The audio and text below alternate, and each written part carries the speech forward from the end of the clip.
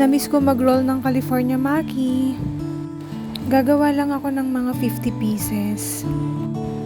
Pagsasaluhan lang namin sa last day ng ka-work namin. Ma-assign na kasi siya sa main branch namin. Kaya naisipan kong gumawa ng pagsasaluhan naming food. Gumawa rin pala ako dyan ng konting fish and chips. Naisip kong yan yung mga lulutuin ko kasi hindi siya pwede sa pork. Plano ko nga sanang paghandaan siya ng crispy pata para naman matikman niya kung gaano kasarap ang crispy pata. Naalala ko pala, Muslim siya, kaya wag na lang.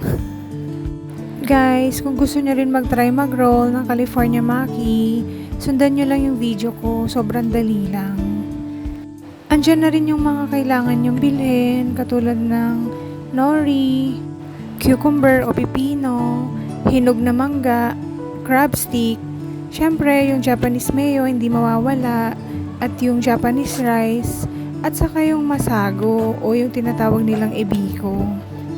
Kakailanganin nyo rin pala dyan ng sesame oil, vinegar and sugar, at syempre yung rolling mat nyo. Huwag nyo rin kakalimutan yung Japanese soy sauce at wasabi kasi isa yun sa magpapasarap. And thanks for watching guys! Bye bye!